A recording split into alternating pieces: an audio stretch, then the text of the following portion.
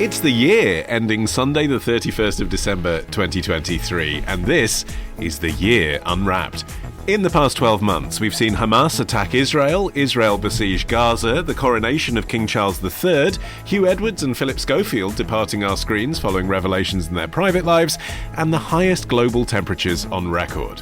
But we're here to consider some of the trends that passed under the radar this year. Big changes that haven't made headlines, but are slowly affecting the way we live our lives. I'm Olly Mann, and let's unwrap the year.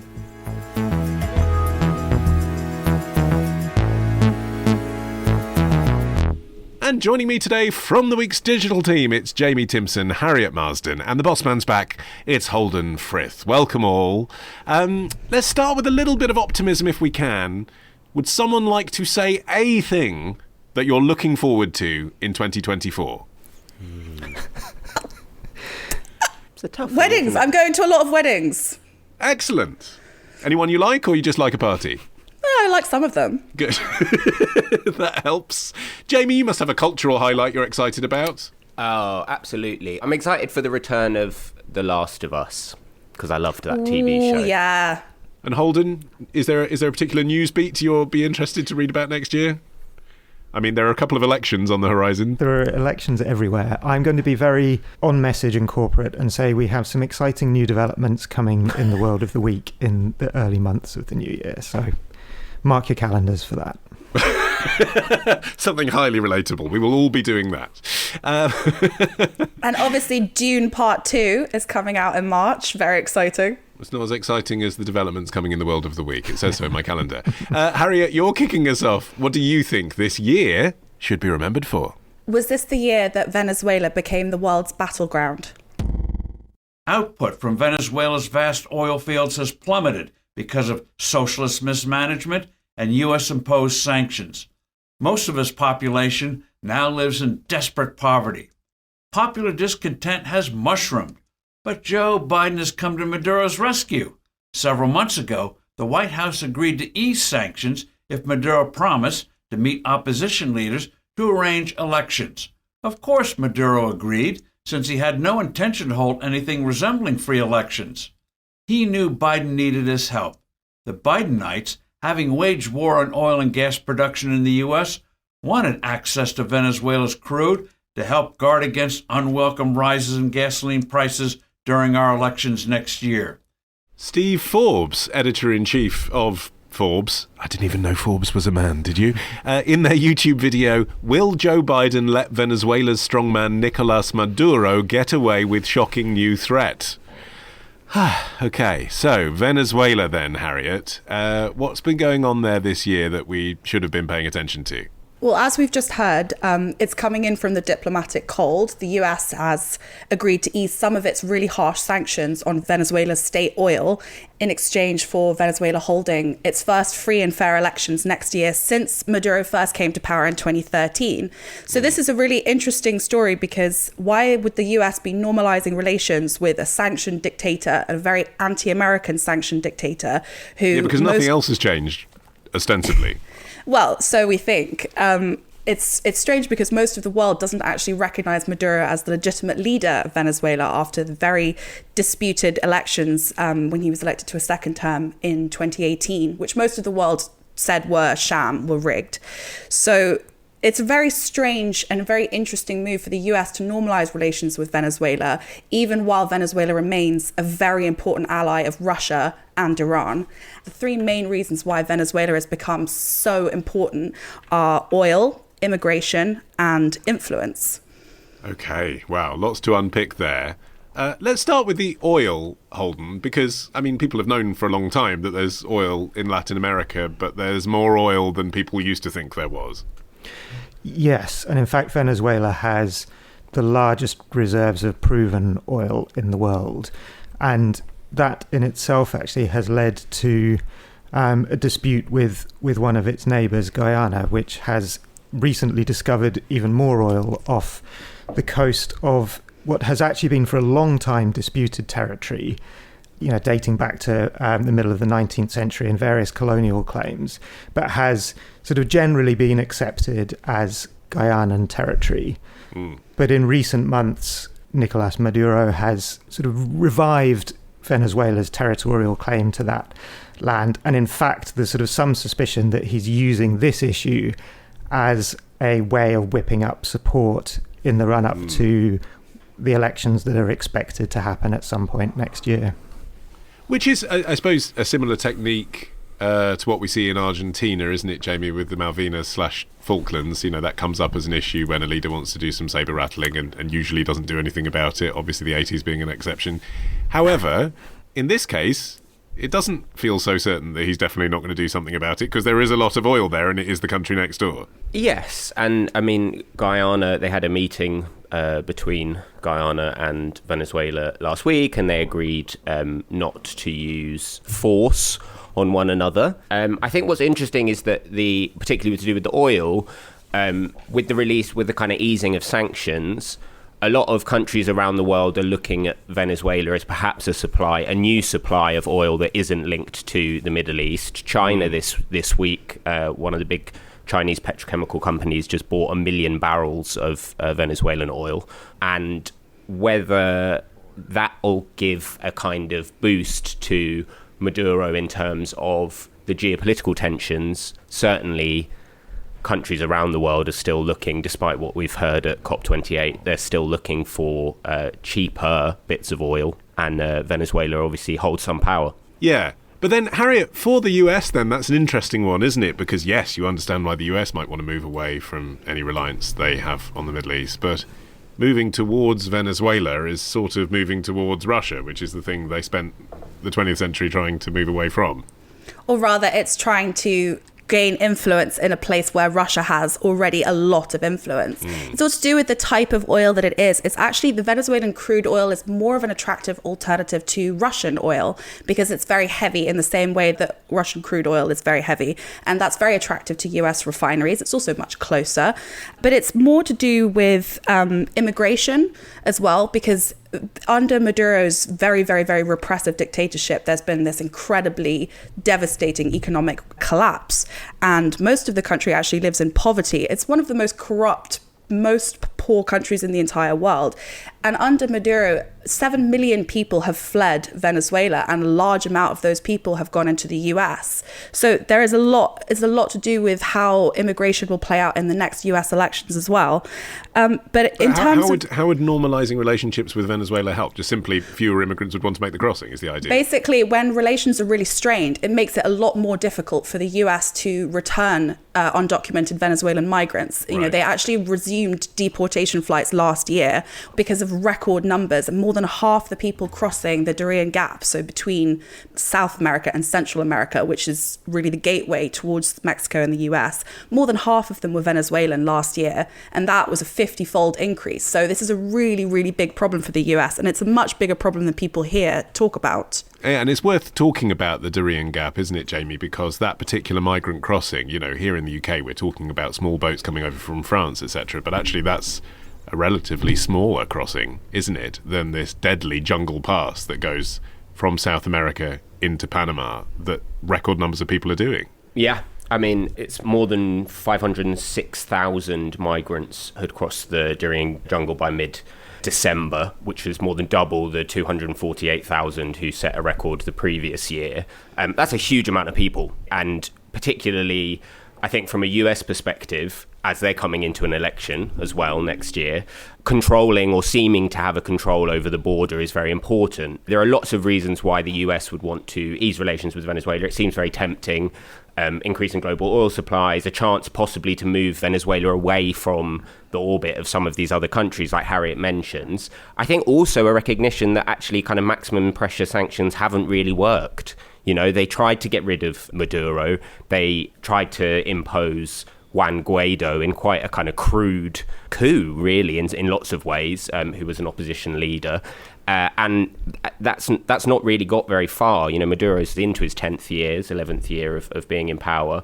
Probably by, you know, a lot of experts' suggestions, will win kind of managed elections next year because he's got so much control over power. So really, from a US perspective, it's like, well, if we can't beat them, then we've got to find a way to kind of join them. But it feels like it's just too huge an issue to combat, Holden, that. I mean, again, to return to this Darien Gap migrant crossing, it is lethal. There are dead bodies scattered around. People wade through, jungle. You're not going to be able to put them off with the threat of you might get flown home again. No, and the state of economic decay in Venezuela is enormous. It was one of the richest countries in Latin America at one point, and in fact, even when Maduro's predecessor Hugo Chavez came into power, for a while he had some degree of success converting the money from oil profits into social programs. This was around the beginning of the 2000s when the oil price was high. But when it fell away again, and when corruption had taken more of a toll, and then later on as sanctions also bit, the amount of inequality in the country became huge. There were shortages of food, and as Harriet was saying, a quarter of the population ended up leaving. So yeah, there's a lot of push factors there, and I suppose the longer term hope of the US government would be that, as well as relieving the sanctions and allowing the country to get back on its feet through that, elections might actually put in place a more competent government and a democratic government, and that would help undo some of these longer term trends and allow the wealth to be used in a more constructive way within the country that would mean people didn't feel the need to make that dangerous journey.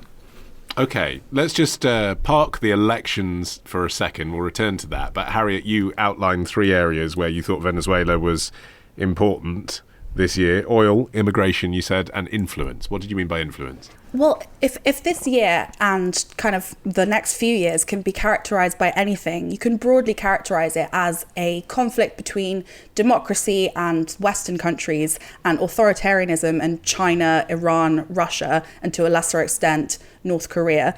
And that's all playing out in Venezuela and Latin America on a wider scale. It's become a sort of proxy battleground. It's Russia's most important ally in Latin America. It's a very important trading partner to Russia. It's been very outspoken about Russia's invasion of Ukraine and has repeatedly accused the West of trying to escalate conflict in Ukraine to destroy Russia. So Venezuela is really, really important to Russia. It's also really important to Iran. They're really long-term oil partners, and they've been strengthening ties. The Iranian president visited Caracas this year and sent fuel tankers during the 2019 blackouts. And Maduro also visited for the first time in Iran last year, and they signed this 20-year defense cooperation agreement. So with Russia and Venezuela having these really long-term, really, really, really intense ties with Venezuela, which are to do with oil and to do with politics as well, the US and the West and Europe really, really, really needs to kind of make up for some lost time in the region and regain a foothold, because this influence, and China as well in Nicaragua and Cuba, is growing at a rate that we can't possibly hope to combat. So it's a country that is at the center of what I think are the biggest global conflicts of the moment. But what happens if we end up with, not Biden in the White House, but a Republican and potentially Trump, Holden? Then all of this goes out the window, presumably. It does seem likely. These sanctions were imposed by Trump with a lot of international support. It wasn't one of his more rogue operations, but it did seem that they were also quite personal and ideological for him. And according to some reports that came out from his staff, he had talked repeatedly about trying to invade Venezuela with US forces to depose Maduro. Clearly that didn't happen. But if he does win the presidency back next year, which certainly seems possible, and if Maduro doesn't leave office, which also seems possible, he's dragging his feet in a lot of the preparations for these elections, then I think it would be a fairly safe bet that any softening of the relation between US and Venezuela that happens between now and then would swiftly be reversed. Okay, and so then just finally on that election next year in Venezuela, Jamie, what can we predict about that? I mean, Holden was just suggesting that Maduro potentially won't step down in any case, but what are the chances of a free and fair election there? I think pretty slim. At the moment, the situation is that Venezuela's opposition, they held a primary to choose a candidate to run against Maduro. The winner by quite fair length was Maria Corina Machado, who has been banned by the Maduro government from running for office until 2030. What is concerning her at the moment, I guess, is this reneging on the kind of stiff pro-sanctions lobby in the US because it undermines some of her things that she said in the past. The US have said that the relief of sanctions is time limited at the moment, but they would be willing to continue that if you're able to hold these elections. Maduro is a wily character. There's not a huge amount in it for him to let Machado stand if he thinks he's going to lose. He's also got a case for crimes against humanity in the International Criminal Court that's under investigation, and a $15 million US State Department reward on his head for drug trafficking. So there's quite a lot of incentive for him to not allow an election to take place. So I think it's definitely, obviously, one to watch, but I wouldn't be surprised if in a year's time we're back here with him still in power. I think that there's one thing that we haven't spoken about, which is what actually is happening with Venezuela's state oil company, because no matter what the US does with sanctions now, and no matter what happens in the Venezuelan elections, there's quite a lot that's out of both countries' control. And Venezuela's state oil company has been in a world of trouble this year. As Holden mentioned, it was once the second largest oil company in the world during the oil boom of the noughties, but years of mismanagement and corruption have basically driven it into the ground, coupled with the pandemic era slump in oil prices and actually largely US sanctions. I mean, that's also the interesting thing about this story, is how much it shows that US sanctions have not only not worked, but they have actually exacerbated the country's humanitarian crisis. This state oil company, its European office is in Moscow as of 2019. It accepts payment in rubles and cryptocurrency. And this year, dozens of businessmen and politicians in Venezuela were arrested in this extraordinary £17 billion corruption scandal, which, I mean, you have to read the Stephen Gibbs piece on it in the Sunday Times. It's got some eye-popping details of assets seized, like mansions, planes, luxury cars, an alleged prostitution ring called the Oil Dolls. So this state oil company, it's going to take years and years and years of corruption management and investment of like hundreds of billions of dollars to modernize the equipment to return to production levels that were previously so high. So all of those things, that's long term. And Maduro is not going to be able to click his fingers next year, even if he wins, and just magically turn it overnight into a functioning modern company. Okay. Holden, you're up next after this.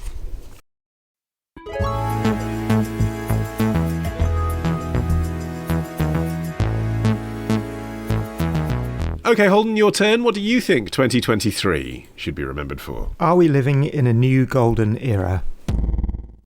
4 days on the claim reveals gold and lots of it. Woo-hoo! The big nugget there is probably, I'm guessing, $800 to $1,000 worth of gold. Nice. Prospector Dan Hurd, in his YouTube video, I find my biggest gold nugget in 3 years, which he posted in November. Holden, I didn't know gold prospecting was still a thing. Didn't that end in the gold rush? What's the story? Yeah, that's one end of the gold market, wading through rivers and looking for the raw material. And developing a magnificent beard, we should say, for people who can't visually and see that. a very impressive woohoo at the end, which I'm not going to attempt to replicate.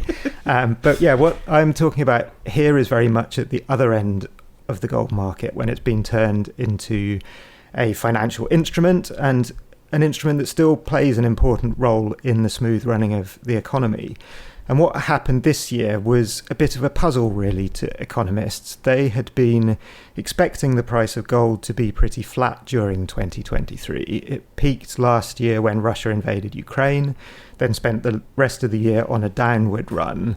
And in February this year, the Royal Mint published a forecast from 30 analysts who said the gold price would rise by just 3.3% this year to about $1,800 per ounce. And in fact, it's risen by more than 13%, and this month reached an all-time high of $2,135 per ounce. So business journalists don't know anything. Is that your story? It's, I mean, that may come as less of a surprise, but I think the reason it does matter, and the reason it's interesting as well, I think, is, well, two reasons. One, nobody knows exactly why it's happening. There's lots of theories. And the second reason is that those theories that are being put forward reveal various sort of hopes, fears, doubts, expectations coming out of people who are at the heart of the world's economy. Yeah, I mean, on fears, Jamie, I am no expert in the gold market and don't pretend to be. But I mean, just what Holden said then was revealing to me that it peaked when Russia invaded Ukraine. Presumably that's because people were worried about what would happen next. They retreat to gold because historically that's kept a certain value. People are just generally worried about the world, aren't they? It is an overwhelming trend that people are scared. Yeah, that you could probably use that as the tagline for this podcast, really. Yeah. We are all worried about the world. One economist this week, I think it was earlier this month, described it as gold is all about fear rather than greed.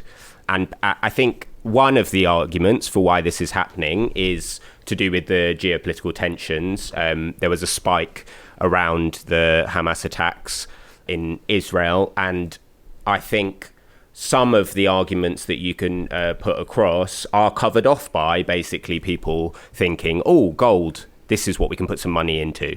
Another of the key arguments is de-dollarization, which is something that we've been talking about, I think, potentially on this podcast already this year.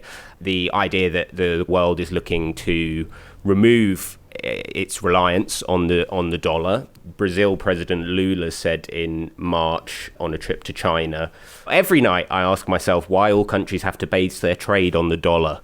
So the idea of removing yourself or de-dollarization is that obviously the gold is priced in dollars, and a lot of the value of gold is tracked to the value of the currency. Obviously, the weaker the dollar gets, the higher the price of gold is. To what extent does this matter to you and I, though, Harriet? I mean, you know, most of us listening to this are being paid in pounds sterling and keep it virtually in a high street bank. You know, how does the price of gold affect my life? I think that's a really good question. I'm really happy you asked me that. This isn't just a story of a weak US dollar. I think what's really interesting about this story is less what it tells us about the economy and the price of things and these like nebulous, like all trade and investment, like that you and I probably wouldn't think affects us. I think what's interesting about this story is what it tells us about the state of mind of the people who make up the economy. So as Jamie quoted the economist David Rosenberg, it's about fear. Gold is seen as a reliable store of value. It's an expression of risk aversion, and it's a response to uncertainty. And I think that's really interesting because what we're feeling as humans and what we've all been feeling and what we've been talking about all year, and these rising tensions, these tensions between the US and China, with Iran, Russia as well, that we've just been talking about in the Venezuela story, all of these big, broad geopolitical tensions and economic forces, they're all because of how people feel. And what people feel is fear, and what people feel is uncertainty about the future. And I think that's where it does affect all of us. Okay, so I was right then, Holden. It's about fear. We all agree. Who wants to discuss? What else is going on? It's about fear, but it's also about confidence. And your question there about, you know, why does gold matter given that we're paid in pounds sterling, and in fact we're paid digitally now, the money exists as sort of ones and zeros in a virtual account.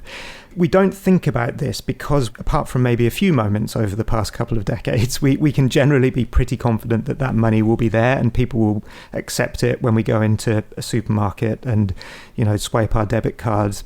But if you strip away all of that and you look at, you know, not just those sort of simple transactions, but also all of the highly complex operations that central banks have been carrying out after the financial crisis and during COVID, you know, things like quantitative easing, things that are meant to keep the global economy ticking over. If you strip away all of that, underneath the layers, there is somewhere a lump of gold sitting in a vault in a central bank. And it matters less than it used to because, you know, we're not on the gold standard anymore, and a lot of central banks have sold off a lot of their gold reserves. But they all still have some.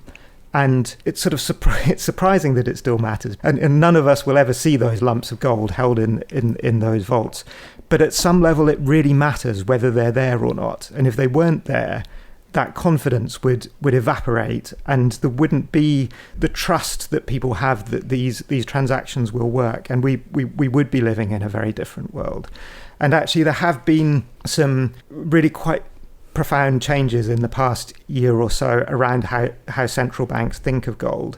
And a lot of them, particularly in the developing world and in non-Western countries which might be skeptical of the dollar and skeptical of the effect that sanctions might have, particularly after the banking sanctions were imposed on Russia, there's been a reversal of the trend that had been happening for the previous 3 decades of selling gold. And in fact, a significant number of those central banks have started building up their gold reserves again. But that doesn't mean, Jamie, does it, that we should? I mean, you have to caution, don't you, as I always do when I read a voiceover ad and we're sponsored by an investment company. The value of your investments can go down as well as up. That's just a given when you're making any kind of investment. If you rush out and put your money in gold, doesn't mean it's going to carry on going up in value. No, and Gordon Brown will come and grab them and sell it, so you've got no chance. Don't invest in anything that is probably going to cause a lot of strife to your own mental health.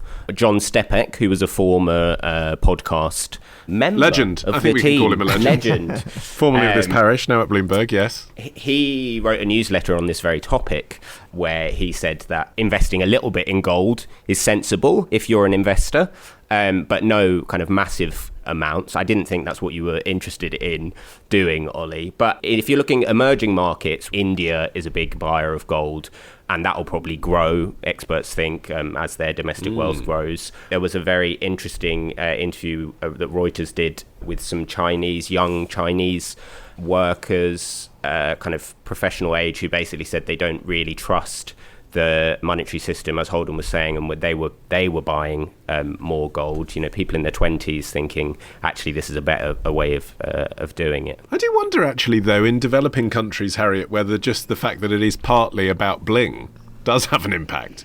People in China and India whose families are coming into wealth for the first time, it makes sense, doesn't it, that they're going to want what Westerners had 100 years ago when all of the financial growth was focused here, and that is silver and gold. Oh, I think that's what's really interesting about this story, actually, is we've spoken about the economic properties of gold, that when things are good, investors look for riskier stocks with potentially higher returns, and when things are bad, investors look for kind of safe bets and safe haven assets with steady long-term returns at low risk. But I think what's really interesting is the psychological element here, that the philosophical, the human interest in gold, it goes back hundreds and hundreds and hundreds of years. We're going back to Cortez and the Aztecs and what people and coinage and the ring and what people think actually what people think of as value. And that's what's really interesting, is that gold has these very unique. When I was researching this, I came across an economist who called it the Goldilocks properties. It's just right in so many ways. It's useful to make jewelry and it's useful in industry, but it's not that useful. It's not like nitrate or copper or lithium. And it's strong, but it's not that strong that it can't be weakened down. It's liquid. It can be exchanged for currency in bullion or bars all over the world. And it's valuable, but it doesn't pay high dividends. So it's kind of this perfect balance. But when you talk about bling with the India and the China market, even if we stopped using gold for jewelry, and even if everybody just had gold-plated or fake gold jewelry, gold would still be valuable. And I think that's really interesting, that it has this psychological allure that seems to glitter where everything else has looked kind of like the shine has come off it. Yes, and that might have impacts on us here, Holden. I mean, this is a pedestrian example, but it actually just happened to have happened to me last week. I went to the dentist and he looked at my mouth. I've changed dentists. He'd never seen my mouth before, so he did the full survey, and he looked and he said, "Oh, you've got gold in your teeth," because I've got 2 fake front teeth that were put in when I was 13. And he said, "I can see those are old because we wouldn't use gold now because it's too expensive. You must have had it done in the 90s. And I just thought I quite like the fact that I have gold in my teeth. It feels like a sort of a classic look for a filling. But now it would be too expensive to do. So, I mean, it does have an impact on things like that. Your wedding gift might not be a gold picture frame anymore if it's too expensive. Sounds like you've had a little boost to your pension in the past. Yeah. See, when the economy collapses, Ollie can just pull out his teeth and use it to barter for goods. If he takes my fillings out, I'm keeping them. Yeah. Gold is something that appeals to so many people, so many different reasons. And if you look at the sort of prepper culture of people preparing for the apocalyptic end of the world, as well as sort of stashing cans of tuna and weapons, they're also stashing gold because they think that's the thing that's going to preserve value. And it is very odd that it exists in both at that level and as this sort of fashion and demonstrator of wealth, and also then these very ephemeral kind of calculations, and almost the sort of philosophical level of money is also deeply connected to gold. And an example from completely the other end of the spectrum from your teeth is that the Netherlands and Germany this year have been talking about using their gold reserves in slightly different ways, and they're not carrying out any transaction with them. They're not selling them. They're just talking about them in a different way. But that alone is enough to make markets move and sort of to change the way that analysts think about the Dutch and German economy, because these gold reserves exist on a balance sheet at a level where the value is tied to what they bought them from. They're now much more valuable than that, but they don't want to sell them. But instead, they've just been saying that, well, yes, if you look at the other side of our ledger books and our public spending and our trade deficit, yes, there's a lot of big gaps over there. But if you kind of look at our gold reserves in a different way and value them at current market, well, there's some big numbers over on this side as well. And while I won't pretend to try to understand all of the finer details of what they're doing there, what it seems to be is literally a way of trying to get some of the benefit of the value of your gold reserves without actually having to cash them in. And that matters. Like that is something that has a practical effect on the cost of those countries borrowing. And that then goes into, how much money is available for public spending, or, how much tax has to be raised. I did find out an interesting fact, which was that only 245,000 metric tons of gold have ever been discovered. So all the gold ever dug up would fit inside a 20 by 20 metre box. Some of that's in your teeth. Out of that amount that Jamie just mentioned, central banks own a fifth of it. And half of it's in jewellery. Gold facts. Who knew? Jamie, you're up next after this.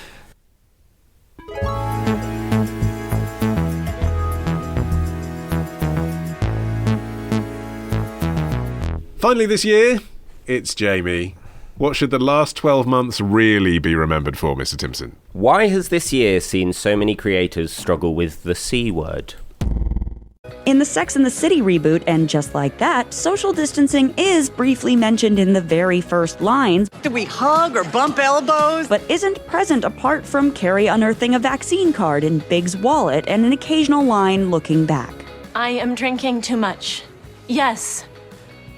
We all were in the pandemic, and I just kept going. In this show and in the reboot of Gossip Girl, New York is as busy as ever with no masks in sight, and the virus is a memory. You're not normally this excited for the first day of school. Well, it's better than being stuck in here for another year. The Pandemic on Screen, How Film and TV Do COVID. A video available now on YouTube channel The Take. So, Jamie, COVID? It's a bit 2020, 2021, isn't it? Why should 2023 be remembered for COVID? Yeah, I missed the COVID years of the Week Unwrapped because I was off gallivanting in Westminster. Yeah. So I thought I'd try and shoehorn COVID back into it with my appearance today. No, what I'd like to talk about is a kind of thesis that I'd like to put to the group, which is that the pandemic's impact on fiction, in lots of different ways, TV, films, books, etc., has been more muted than, so far, been more muted than potentially other historical traumas.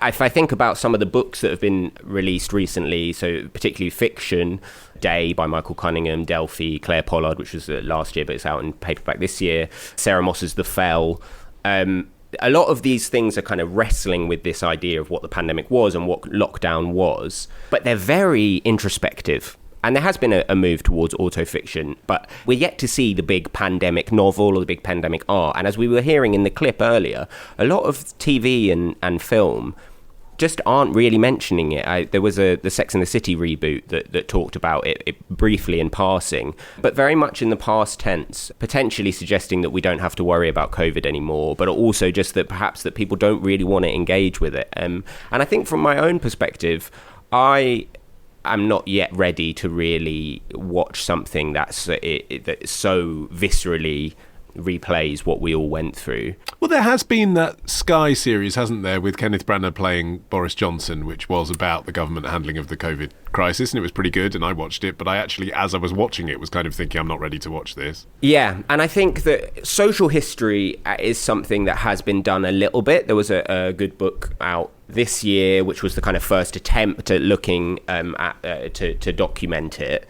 And I think, so historical rather than fiction, or non-fiction rather than fiction, it has obviously been attempts to try and document, but we're yet to see a kind of a mass of fiction of the pandemic. And I think it's a deliberate choice by writers and creators to try and pull people out escapism, really. Are you surprised, Harriet? Did you think by now, I suppose if I'd asked you in 2020, would you have agreed with Jamie that by 2023 we'd have seen some great piece of art about COVID, and are you surprised that hasn't happened? Do you agree with his thesis?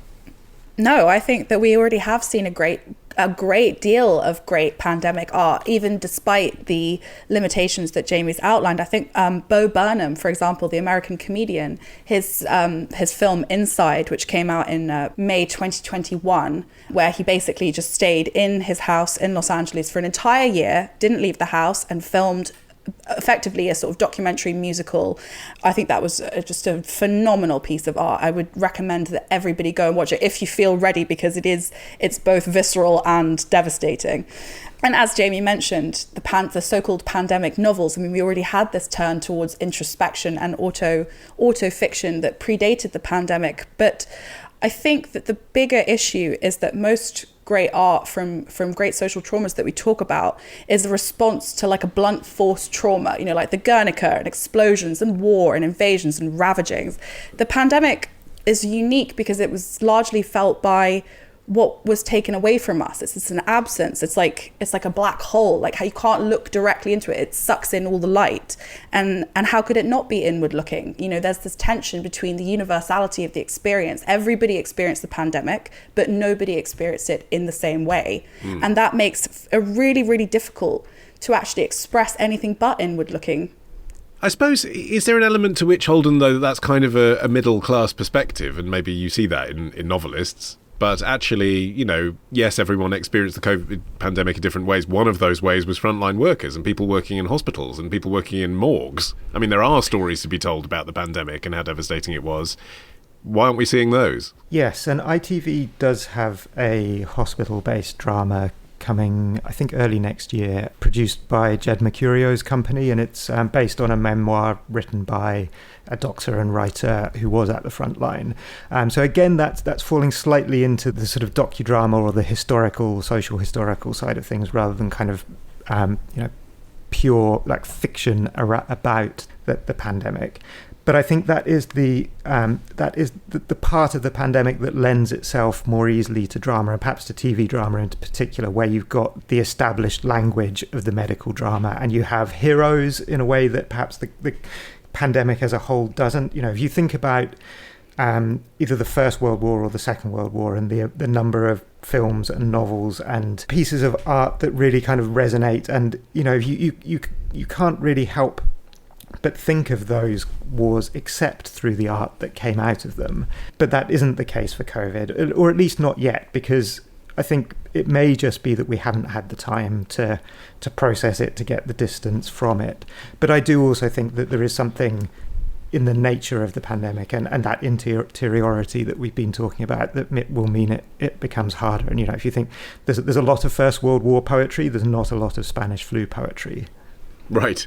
But also, it happened in real time, Jamie, on the internet for most of us, didn't it? So that's different too, isn't it? It's not something that happened and then years later we're processing it and spreading information about what happened. The information was being spread in real time, and also in a very 2020 aesthetic. There is an aesthetic, which is what we're doing now, right? People having a remote video call. That's still all over YouTube, isn't it? You can see when something was recorded in 2020 because someone's in their house with a bad microphone.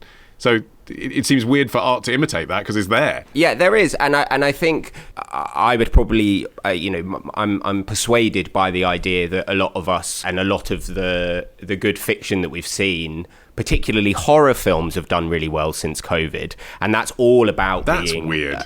It's all about being locked in, though. A lot of the good ones are about, a lot of the dramas are about what kind of dangers are within the home. Why? But that is weird. Why do people want to watch that when they're locked in their homes? I think it basically because we've been confronted by so much terror, and the world is actually as bad as we thought. Having some 2-hour period where we can actually see that like a literal manifestation of all of our fears and everything, and within contained, it's just 2 hours that's on the TV, and we can be like, oh, I can work through some of this fear and some of this worry. I think it makes sense from a horror perspective. I think a lot of the good writing probably will take a while to digest and for people to deal with it.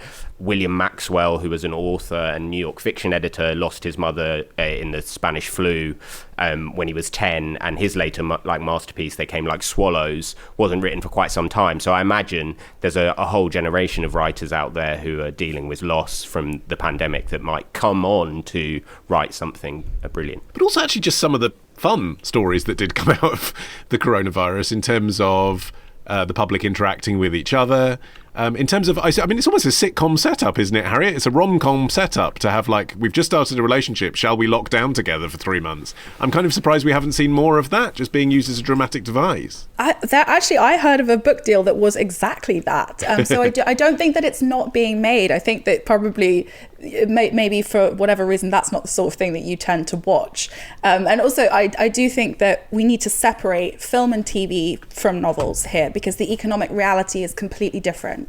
There's still money to be made in film and TV. I mean, Jamie mentioned horror films. They're basically like gold. They're the safe haven asset of the film industry in a really battered economy and battered artist wages and insecurity. Filmmakers know that a horror film is going to be a sure bet, and ditto TV with rom-coms and lighter escapism. Because they're cheap in both cases, basically. Because they're cheap and because they make money. Yeah. So people, I think this reflects a wider reality, economically speaking, of the world of arts, between drastic cuts and insecurity and cost of living crisis and recessions stalking the world. People don't want to invest in things that aren't going to be a return. And there is no money in books really anymore. In the UK publishing industry anyway, there is no money in books. So even if people are writing a pandemic novel, and that's say that takes them 1-2 years, maybe 3-4 years more to get a publishing deal, then we never hear about it because most books published in the UK do not make any money. That's just an economic fact. So I think we really need to just separate the art forms out there, because art doesn't happen in a vacuum. It is subject to economic forces, and these economic forces, like we've spoken about already today, are really, really, really uncertain. But the thing I think is the most important thing to say on this topic is that the pandemic isn't over. In the US, 1,000 people are still dying every week. China has only just really this year come out of lockdown. In Argentina, they had the longest lockdown in the world, which has driven people so wild with desperation that they have just elected a chainsaw-wielding economist. The pandemic isn't over. People are still getting COVID everywhere. People are grappling with that reality, the new normal, and also the fact that we're exhausted. We have brain fog, we have geopolitical crises, we have economic crises. Making art is quite the luxury. Possibly, but I think art often also comes out of adversity. And so I wouldn't say that the sort of the challenge of where we are now is necessarily going to be the reason that we don't get art out of COVID. And even the lack of money in writing novels or poetry, which I agree is it's certainly true, but it doesn't stop people. Like, if people feel they have something they want to write, they will write it. And perhaps you won't see it though. That's true. And there's the element of what people are ready to receive and willing to pay for, and that's certainly, I think, an open question whether we are yet willing to kind of delve back into that time. And to be honest, even just researching this topic, although I kind of enjoyed it and I thought it was really interesting, it did bring back memories of that period that I'm not sure I would necessarily want to sign up for reading a novel about it, or commit to a 3-hour film in a cinema. But I think maybe there will become a time where we have distanced ourselves enough and we do, and we have more of a sense of what the consequences are, because I think it is still a little bit up in the air at the moment. What the answers to some of the big questions are exactly. How has this fundamentally changed us? Or have we gone back to doing basically what we did before? What were the long-term psychological effects on children who grew up during the pandemic? Which government in the world actually did do the best? We know everyone made mistakes, but who got it the most wrong? We actually don't know the answers to those things yet, Jamie, because it's still happening. Oh, good. I thought those questions were coming to me. I was like, I'm going to need a whole other podcast before I sort that out. You need a 4-year inquiry. Yeah, absolutely. I think that's very true. And I think it'll be really interesting when we all sit down in 10 years' time to do another version of this to see whether anything has come out of it. I'd like to potentially just bring to a close with my favourite bit of lockdown entertainment and culture, if that's okay with you, Ollie. It depends what meme you're going to reenact for us. I'm not going to reenact a meme. I'm just going to point out that EastEnders did a very good job of dealing with the coronavirus as fiction. Kathy Beale started an online Zumba class. Max Branning worked with Ian Beale to make Wolford East a takeaway business. And Big Mo Harris made money on some masks that Fat Elvis got for her, which, given the PPE scandal that we've just seen, it's quite fitting. I don't think I can follow that. So thank you, Jamie. Thank you for letting me catch up on what I missed from never having seen EastEnders. And thank you, Harriet, and thank you, Holden. And Happy New Year to all of you. And Happy New Year to you. That is it for this episode of The Year Unwrapped, but also therefore for this year on the show. Thank you for following the show. We know you have a choice of current affairs podcasts. Thank you for choosing our one. We will be back with a fresh new year of weekly podcasts from Friday, the 5th of January. Put it in your calendar along with Holden's exciting tweaks to the format. To get it delivered to your device, just search The Week Unwrapped wherever you get your podcasts and press follow. I've been Olly Mann. Our music is by Tom Morby. The producer was Ollie Pitt at Rethink Audio. And until we meet again in 2024, the actual future, Happy New Year.